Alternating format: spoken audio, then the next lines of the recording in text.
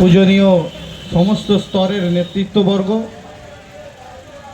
এই ব্যস্ততম পূর্ব বিষ্ণুপুর বাজারের সাধারণ পথচলিত নাগরিকবৃন্দ সহ সম্মানীয় ব্যবসায়ীবৃন্দ, যন্ত্রের সাহায্যে আমার কণ্ঠ যতদূর শোনা যায় সুধী শ্রোতা মণ্ডলী সকলকে আমার প্রিয় দল তৃণমূল কংগ্রেস তো বটেই, সেই সাথে হারমাত বিরোধী মঞ্চের পক্ষ থেকে জানাই জাতীয়তাবাদী গৈরিক অভিনন্দন, আন্তরিক শ্রদ্ধা, শুভেচ্ছা ও সালাম। এত দীর্ঘক্ষণ এই পথসভা চলছে, এই প্রখর দাবদাহ উপেক্ষা করে আয়োজকদের উদ্যোগে এবং উপস্থিত মানুষের উৎসাহে এত দীর্ঘক্ষণ পথসভার বিভিন্ন বক্তারা বিশদে বিশ্লেষণ করেছেন। আজকের এই পথসভার মূল বিষয়, উদ্দেশ্য এবং বিধেয় এতক্ষণ আলোচনা হয়ে গেছে। একদম অন্তিম পর্যায়ে আর বিশদ আলোচনা করার অবকাশ আছে বলে আমার অন্তত ব্যক্তিগতভাবে মনে হয় না। তবুও যেহেতু হারমাত বিরোধী মঞ্চের পক্ষ থেকে আমায় খুব সংক্ষেপে বলতে বলা হয়েছে, তাই সংক্ষেপে আপনাদের আলোকপাত করার চেষ্টা করি। রাজনৈতিক ব্যাখ্যা বিশ্লেষণের উদ্দেশ্যে আজকের এখানে উপস্থিতি নয়। আপনারা এতক্ষণ ধরে শুনছেন, দেখেছেন ব্যানার পোস্টারে হারমাত বিরোধী মঞ্চের আজকের এই আয়োজন কি এবং কেন। রাজনীতি করার জন্য বছরে যদি 364টা দিন বরাদ্দ থাকে, আজকে সেবার জন্য, জনসেবার জন্য, এই মনসা মাতার পুজোতে ভক্তকুলকে সেবা দেওয়ার জন্য হারমাত বিরোধী মঞ্চের এই উদ্যোগ, এবং 364টা দিন যদি রাজনীতির জন্য বরাদ্দ হয়ে থাকে, সেই রাজনীতিটা আপনার বিরোধী কোনো রাজনৈতিক দল নয়, তৃণমূল কংগ্রেসের ভাষায় অভিষেক বন্দ্যোপাধ্যায়ের কথায় আপনারা যাদেরকে আপনাদের মূল্যবান ভোটাধিকার মতাধিকার প্রয়োগ করে জনপ্রতিনিধি নির্বাচিত করেছেন, অভিষেক বন্দ্যোপাধ্যায়ের ভাষায় আপনারা মাথা উঁচু করে ভোট দিয়েছেন, আর 5টা বছর ধরে আপনার দুয়ারে তারা মাথা নত করে পরিষেবা পৌঁছে দেয়। 364 দিন ধরে আপনারা দেখেছেন, উপলব্ধি করেছেন। আজকে একটা দিন, এই একটা দিন বাঙালি অস্মিকা সম্পর্কে হারমাত বিরোধী মঞ্চ আপনাদের বলতে এসেছে। আজকে নদিয়া, চাকদার, পূর্ব বিষ্ণুপুর এই বাস স্ট্যান্ডে, বাজারে আপনাদের অবগত করে গেছেন বিশিষ্ট বক্তারা। আমি শুধু আপনাদের স্মরণ করিয়ে দিতে চাই, ইতিহাসের একটু পুনরাবৃত্তি করতে চাই। এই ভারতবর্ষ আজকে স্বাধীনতার 79 বছর পরে ভারতবর্ষে আজকে একটা সকাল এমন এসেছে, সকাল বিভীষিকাময় সকাল।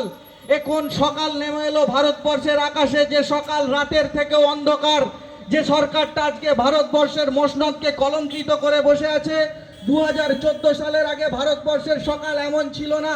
2014 সালে ভারতবর্ষের আপামর ভারতবাসী তাদের প্রতি আস্থা রাখার পর ভারতবর্ষে 2014 সাল থেকে একটা বিভীষিকার সকাল দেখা যাচ্ছে, ভারতবর্ষে একটা বিভেদের সন্ধ্যা দেখা যাচ্ছে।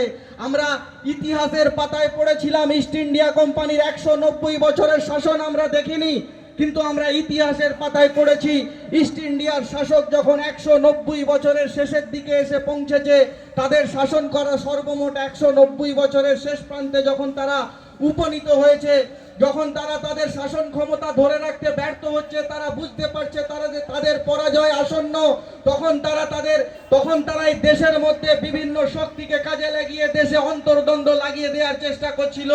কখনো তারা হিন্দু মুসলমানের বিভেদ করে দিতে চাইছিল, কখনো তারা বাঙালি অবাঙালির মধ্যে বিভেদ লাগিয়ে দিয়েছিল, কখনো তারা পাঞ্জাবি গুজরাটির মধ্যে বিভেদ লাগিয়ে রেখেছিল। তাদের মূল উদ্দেশ্য ছিল একটাই, যেন তেন প্রকারে ভারতবর্ষটাকে দখল করে রাখা, ভারতবর্ষের প্রতি একটা দখলদারি চালানো। আজকে স্বাধীনতা আমরা অর্জন করেছি, 79 বছর হলো। ইস্ট ইন্ডিয়া কোম্পানিকে পরাজিত করে, বিতাড়িত করে আজকে ভারতবর্ষের এমন একটা সময়ের সন্ধিক্ষণে আমরা দাঁড়িয়ে আমরা ইস্ট ইন্ডিয়া কোম্পানির মতো ছায়া দেখতে পাচ্ছি এই সরকারের মধ্যে, যে সরকার তাদের একের পর এক ব্যর্থতা, যাদের একের পর এক অপকর্ম ঢাকতে ভারতবর্ষটাকে আজ আবার ভেঙে দিতে চাইছে, টুকরো টুকরো করে দিতে চাইছে। তারা চাইছে কখনো ধর্মের নামে বিভেদ লাগিয়ে দিতে, কখনো হিন্দুর সাথে মুসলমানের বিভেদ লাগিয়ে দিতে, কখনো বাঙালির সাথে অবাঙালির বিভেদ লাগিয়ে দিতে।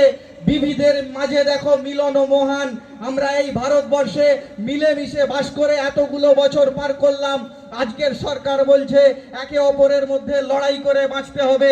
নির্বাচিত সরকারের দায়িত্ব থাকে মানুষের মৌলিক অধিকার, অন্ন, বস্ত্র, বাসস্থানের চাহিদা পূরণ করা।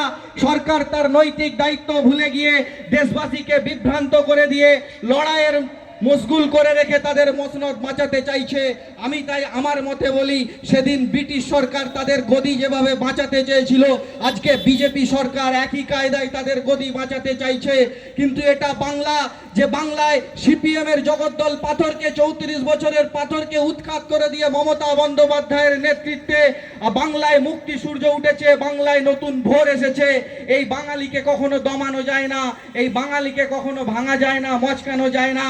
আমরা তো জানি এ বাংলার মননে আছে রবীন্দ্রনাথ, এ বাংলার মস্তিষ্কে আছে নজরুল, এ বাংলার বিবেকে আছে স্বামী বিবেকানন্দ, এ বাংলার চেতনায় আছে বিদ্যাসাগর, ঈশ্বরচন্দ্র বিদ্যাসাগর, আর এ বাংলার সংস্কারে আছে রাজা রামমোহন রায়, এ বাংলার বিপ্লবে আছে নেতাজি সুভাষ বোস। ওরা এ বাংলাকে রক্তচক্ষু দেখাতে চাইছে, ওরা ছলে বলে কৌশলে এ বাংলাকে দুমড়ে দিতে চাইছে, মুচড়ে দিতে চাইছে।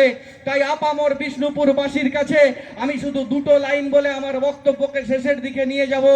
যাহারা তোমার বিষাইছে বায়ু, নিভাইছে তব আলো, তুমি কি তাদের ক্ষমা করিয়াছ, তুমি কি বেসেছ ভালো।